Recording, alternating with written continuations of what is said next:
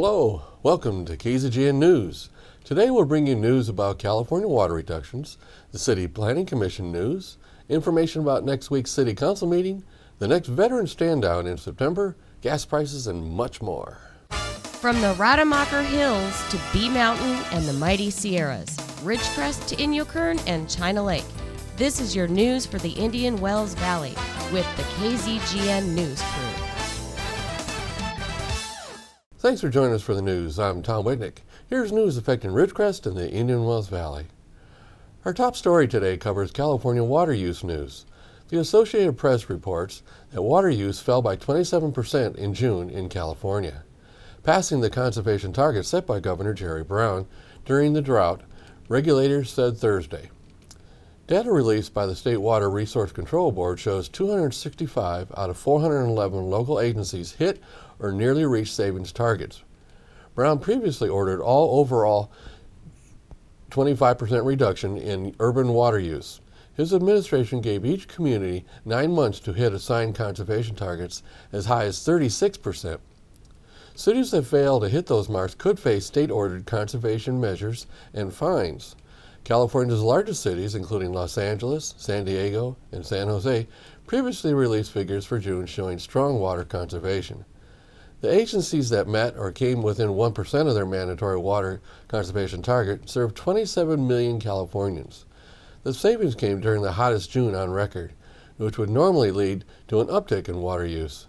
June was the month conservation went from a polite request to a demand by the governor to let lawns go brown, take shorter showers, and implement other measures. Programs in Southern California offering millions of dollars to residents who rip out lawns have been exhausted. State regulators assign conservation targets between 8% and 36%. Water savings are compared to 2013, the year before Brown declared a drought emergency. Meteorologists say a wet California winter is increasingly likely as a strong El Niño condition builds in the Pacific Ocean. Although it's unclear if it will be a drought buster, it will need to be a wet one to help California dig out of its drought. A new NASA study published Thursday concluded that the state has accumulated a debt of about 20 inches of precipitation between 2012 and 2015, the average amount expected to fall in the state in a single year. The deficit was driven primarily by a lack of air currents moving inland from the Pacific Ocean that are rich in water vapor.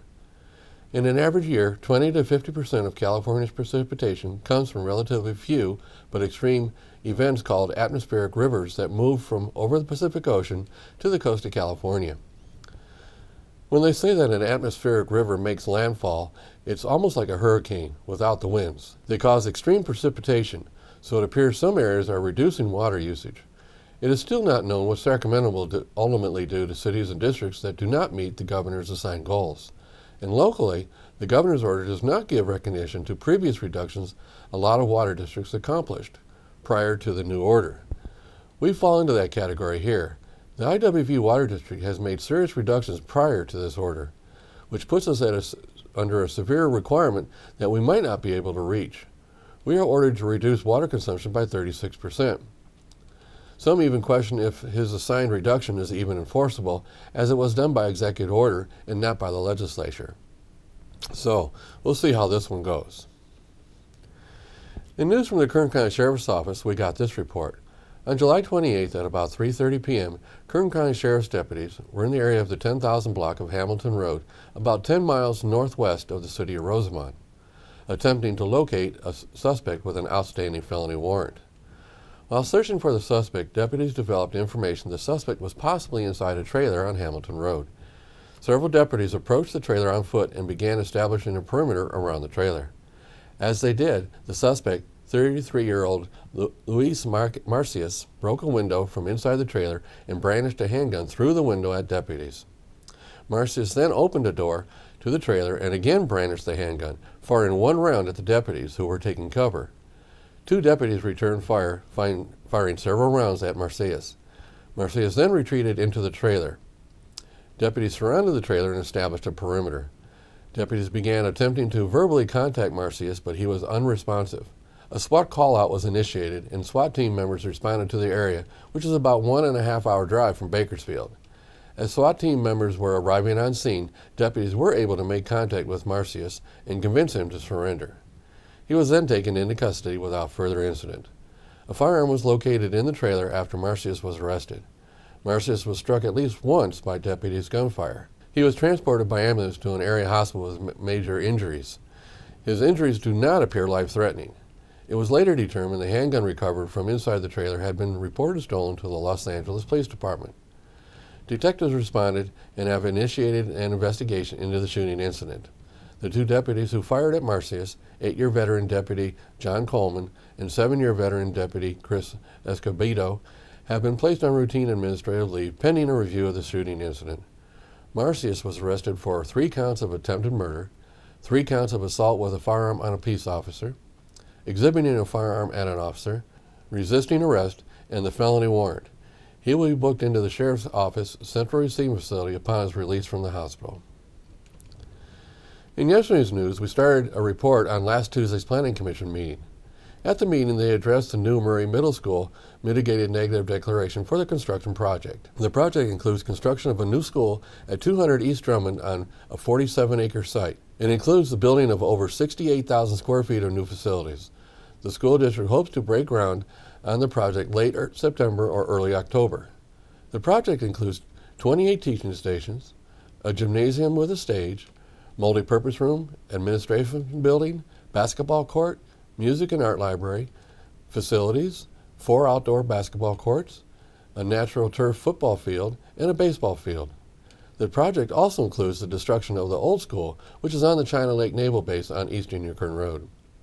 The Commission received a staff briefing. The main emphasis of the staff report concerned traffic flow, since the school is adjacent to Burroughs High School, which has a lot of traffic. Sergeant Myers from the Ridgecrest Police Department Traffic Division and Lauren Culp, city engineers, provided data for the Commission to consider. The staff made a few recommendations to solve their concerns. School Superintendent Ernie Bell addressed the Commission. He agreed all these issues were important and would be handled.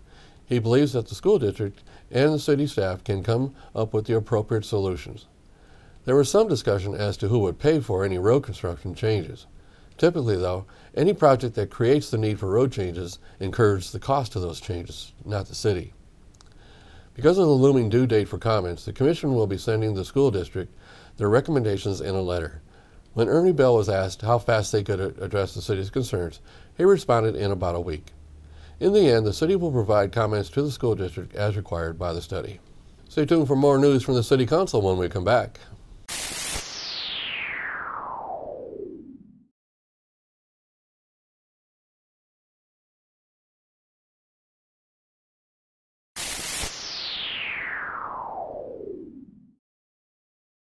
Welcome back. In more city news, the City Council will meet next Wednesday for their regular meeting. The meeting will start at 6 p.m. in the City Council chambers. Here's a brief summary of the agenda. Next Monday, we'll provide more details on a couple of the agenda items as they potentially will impact all of our pockets. First, the Council will present a proclamation to representatives of Desert Area Training and Resources, DART, honoring the 25th anniversary of the Americans with Disability Act Council. And second, they'll provide a proclamation recognizing Ridgecrest citizen Mike Lemming. Agenda items on the consent calendar include adopting a resolution to approve the allocation of $10,000 from the Streetlight Fund and authorize the city manager to request from Southern California Edison a streetlight valuation and to be placed on the buyback eligibility list for the potential purchase of the City of Ridgecrest streetlight facilities. Next, they'll consider adopting a resolution rejecting all bids for Kerr-McGee Sports Complex concession stand construction project. In the next section of the meeting, under discussion and other action items, they handle the following items. First, they'll consider adopting a resolution of the City Council of the City of Ridgecrest regarding how communications by City Council members should be done. Then they'll take up authorizing the establishment of a City of Ridgecrest Small Business Tax Allocation Bond Grant program for the expansion and retention of existing small businesses within the City of Ridgecrest, and the approval for the execution of an agreement with the Ridgecrest Chamber of Commerce for marketing and administration of the program. Next, they'll consider a request for approval of commitment of financial support in the amount of about $2,000 and various other in-kind services for the USO event. And finally, they'll take up a resolution urging the state to provide new sustainable sustainable funding for state and local transportation infrastructure, and authorization for the mayor to send a letter of support to Ridgecrest District senators and assembly members. So that's a quick summary of the agenda for next week's meeting. Again, next Monday and Tuesday, I'll provide more details on a couple of these items. They are important to all of us and have the possibility of raising our taxes. In news from the Veteran Standout Committee, they held a meeting last Thursday. The committee, led by Nick and Carol Coy, briefed everyone on plans for this year's stand down. The stand down will be held Friday, September 25th at the Kerr-McGee Center in Ridgecrest. Doors will open at 9 a.m. and the stand down will run all day. They already have 51 suppliers signed up. This exceeds last year's sign up, and there's still 2 months to go yet. So they are very happy with that. The main purpose of the stand down is to get all the care providers for veterans in one place. This allows veterans to come and get the help they may need. Caregivers will be available from all sorts of fields: medical, veteran benefits, homeless, help for food, clothing, basic supplies, psychological, jobs for veterans, and much more will be available. There will even be an area where vets can just sit down and meet new people and talk. A free breakfast and lunch will be provided for veterans. Last year's hundreds of veterans took advantage of this event. For more information on this, call Nick or Carol Coy at 760-608-1484 or at 760-608-9251. KZGN-TV will be a strong supporter of this event. It is needed and a great service to provide for our veterans. If anyone would like to volunteer to help, call Nick or Carol, or even better yet, attend the next committee meeting. The next committee meeting will be August 11th at 6:30 p.m. at the Kerr-McGee Center small meeting room. Last year, they needed more volunteers to help handle all the veterans that showed up. Whether you can help 1 hour or all day, you can make a difference. Volunteer to help. Now, in KZGN's continuous effort to provide news and information you've asked for, here's our local gas prices. Well, in last Wednesday's report, I noticed prices were not going down, but steady. Right now, the whole area we monitor is having slight up and down changes. As of this morning, Ridgecrest is ranging from $3.63 to $4.39, Lancaster from $3.75 to $4.23, the LA Valley area $3.89 to $4.03, and the Bishop area $3.90 to $4.19. We have 4 stations coming in at the $3.63 figure and 1 more at $3.69. So Ridgecrest still remains cheaper for gas than the rest of the area we monitor. Tune in with us Mondays, Wednesdays, and Fridays for updates. We at KZGN always suggest you shop locally to support our local economy. Remember, when you pay any sales tax out of town, you're helping those cities pave their streets instead of here. Stay tuned for weather and sports after the break.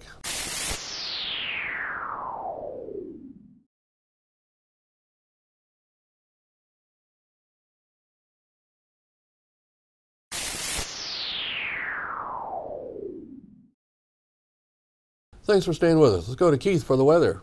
Thank you, Tom. From the National Weather Service.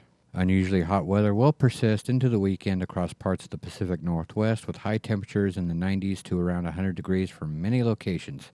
Heat advisories and excessive heat warnings are in effect across the region. Take extra precautions if you work or spend any time outside and know the signs and symptoms of heat exhaustion and heat stroke. Temperatures across the nation. Carolinas came in at 87, Georgia 87, Arkansas 88, Colorado 78, New Mexico 73, Arizona 96, and Los Angeles came in at 69. For our local forecast here in the IWV, tonight, scattered showers and thunderstorms possible. Mostly cloudy with a low around 75, east-southeast wind 5 to 10 miles per hour. On Saturday, a 20% chance of showers and thunderstorms persists. Partly sunny and hot with a high near 102, south-southwest wind 5 miles per hour. Saturday night, 20% chance of showers and thunderstorms, partly cloudy with a low around 74, south wind 10 miles per hour. On Sunday, mostly sunny and hot with a high near 102, south wind 5 miles per hour. Sunday night, partly cloudy with a low around 73, west-southwest wind 10 to 15 miles per hour. And on Monday, mostly sunny and hot with a high near 103, west wind 5 miles per hour. And that is your weekend forecast. Now back to Tom and the rest of your KZGN News. Thanks, Keith. Now, Tom Heck with sports. And a very pleasant Friday afternoon to everyone. Let's start with Major League Baseball. The Houston Astros have swept the Angels. They win on Thursday night. They beat the Halos 3-0. They now have a 2-game lead in the West as we move into August. Well, you got to give Houston credit. Win or lose with the West or playoffs, they have really had a good year after having a disastrous 5 years in a row. San Diego beats the Mets. They take 2 of 3 in the Big Apple. Washington shuts out Miami 1-0. Minnesota a winner. Boston finally wins. They beat Chicago. That stops the White Sox 8-game winning streak. Cincinnati and Chicago both win. St. Louis won better than Colorado 9-8. Toronto over Kansas City. Philadelphia winner tonight. They beat Atlanta. And Detroit over Baltimore. All right, let's talk about tonight. It's going to be the Dodgers and the Angels Freeway Series over in Los Angeles. San Francisco will be over in Texas. Right now, San Francisco and the Dodgers tied for first place in the National League West. The Astros, now leading the West in the American League, will be at home, and they will take on the Diamondbacks of Arizona, who have played much better after the All-Star break. All right, it appears that David Price is at Tigers. It's going to be a Toronto Blue Jay when things finally get signed. Price, a 5-time All-Star, Cy Young winner. And in exchange, they will get 3 left-handed pitchers, all almost ready to come to the big leagues, according to the press release offered by the Tigers. All right, Mark Cuban, the Dallas Mavericks owner, whenever he has a chance to get in the fray and any kind of controversy he loves, but he basically is supporting the NFL in their suspension of Tom Brady.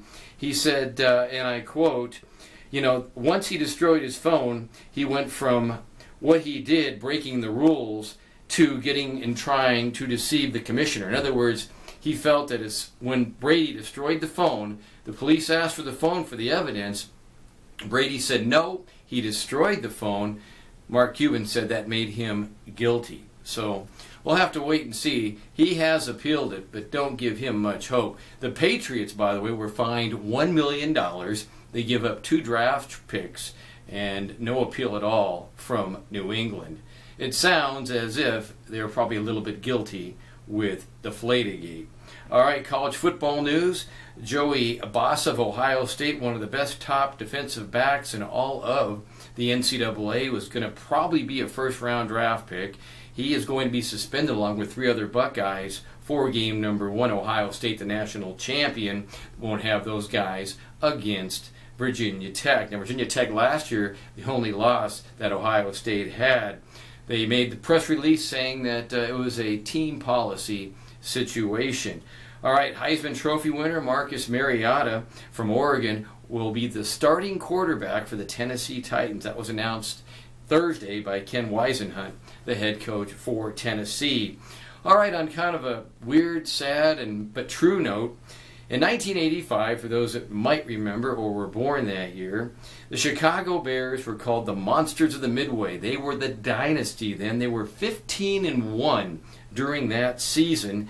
They won the Super Bowl. They blew New England out 45-13. One of their dominant players was William the Refrigerator Perry. Huge guy, could run the football, could hit people, could do just about anything he wanted to. Anyway, he's auctioning off his Super Bowl ring at a sports collection agency in Dallas this weekend. Now, they're going to start at $16,000, but they think he could get up to $1 million. Evidently, he has been suffering from a lot of numerous health problems and financial health and money issues. So, kind of feel bad for William Perry the Refrigerator. Was a great player, didn't have a long career, but had a very good one. That's your sports for this Friday afternoon. I'm Tom Heck for KZGN Sports. So that's some news for today. All of us at KZGN-TV know you have a choice in what you watch for your news. We all thank you for choosing KZGN-TV, Ridgecrest's only locally owned community TV station. Now check out this video of a very happy dog greeting his returning soldier owner. And then stay with us for Ridgecrest Talk coming up next.